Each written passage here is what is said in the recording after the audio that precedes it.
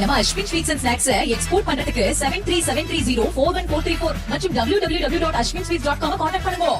பருவமழை காரணமாக வேகமாக நிரம்பும் செம்பரம்பாக்கம் ஏரியில் இருந்து தண்ணீர் திறக்கப்பட்ட நிலையில் தன்னிடம் தகவல் தெரிவிக்காமல் ஏரியை ஏன் திறந்தீர்கள் என்று அதிகாரியிடம் செல்வப்பெருந்தகை விரக்தியுடன் பேசியது அதிர்வலைகளை ஏற்படுத்தியது.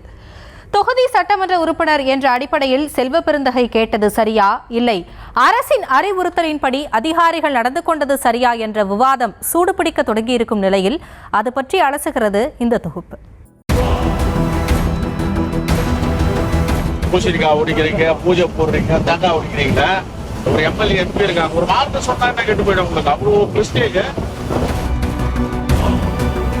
ஒரு துறை யார் கட்டுப்பாட்டில் இருக்குன்னு தெரியல. நீர்நிலைகளை திறக்க அதிகாரிகளுக்கு முழு அதிகாரம் இருக்கும் போதும் தன்னிடம் தகவல் தெரிவிக்காமல் ஏரியை திறந்தது ஏன் என பொதுவெளியில் வைத்து அதிகாரியை செல்வ பெருந்தகை கடிந்து கொண்டது அதிர வைக்கிறது.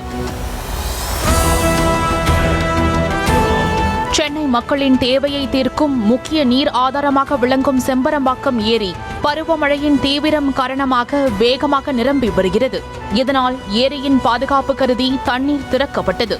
இந்நிலையில் தமிழக காங்கிரஸ் கமிட்டி தலைவரும் ஸ்ரீபெரும்புதூர் சட்டமன்ற உறுப்பினருமான செல்வ பெருந்தகை ஏரியை ஆய்வு செய்து அதிகாரிகளிடம் விவரங்களை கேட்டறிந்தார்.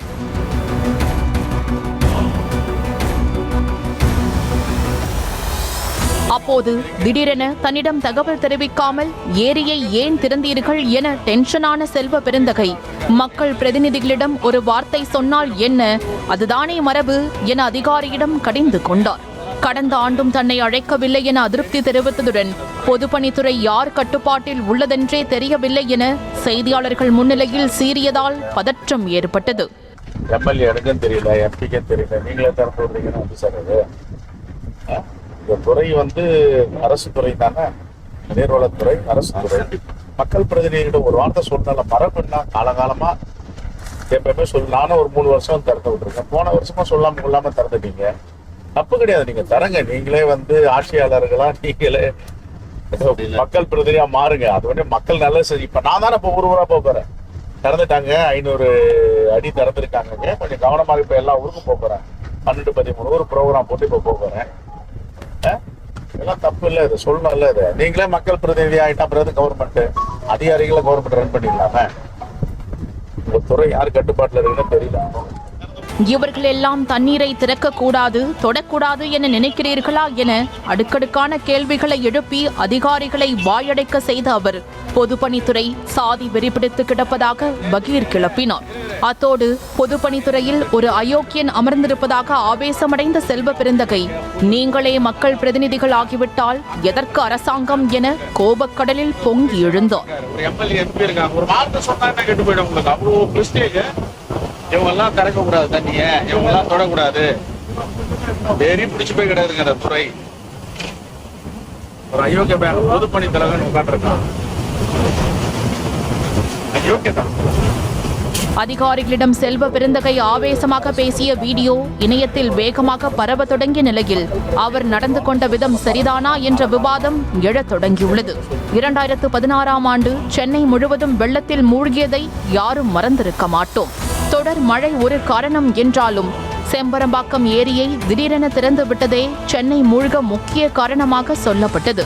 சிறுக சிறுக திறந்து விடாமல் அப்போதைய முதலமைச்சரின் அனுமதி கிடைக்கும் வரை காத்திருந்து ஏரியை திடீரென நள்ளிரவில் திறந்து விட்டதால் ஒட்டுமொத்த சென்னையும் வெள்ளத்தில் தத்தளிக்கும் சூழல் ஏற்பட்டதாக பெருங்குற்றச்சாட்டு முன்வைக்கப்பட்டது. அப்படி ஒரு இக்கட்டான நிலை மீண்டும் ஏற்படாமல் இருக்க நீர்வரத்தை பொறுத்து அதிகாரிகளே நீர்நிலைகளை திறப்பது குறித்து முடிவெடுக்கலாம் என தமிழக அரசு அறிவித்திருந்தது. அதன் அடிப்படையில் பார்க்கும் போது தற்போது அதிகாரிகள் ஏரியை திறந்ததில் எந்த தவறும் இல்லை என்ற நிலையில் தன்னிடம் கூறாமல் ஏரியை திறந்தது ஏன் என செல்வ பெருந்தகை எப்படி கேள்வி எழுப்ப முடியும்? அதற்கு அவருக்கு என்ன உரிமை உள்ளது என பதில் கேள்வி எழுப்புகின்றனர் அரசியல் நோக்கர்கள். அது மட்டுமின்றி செல்வ பெருந்தகையின் அனுமதி கிடைக்கும் வரை காத்திருந்து பொறுமையாக ஏரியை திறந்து விட்டால் 2016ஆம் ஆண்டு போல் மீண்டும் ஒரு அசம்பாவிதம் நிகழ்ந்தால் யார் பொறுப்பேற்பது என வினவும் அரசியல் விமர்சகர்கள் அப்போதைய முதல்வரை போல் தன்னை செல்வ பெருந்தகை நினைத்துக் கொள்ள வேண்டாம் என்றும் பதிலடி தந்து வருகின்றனர்.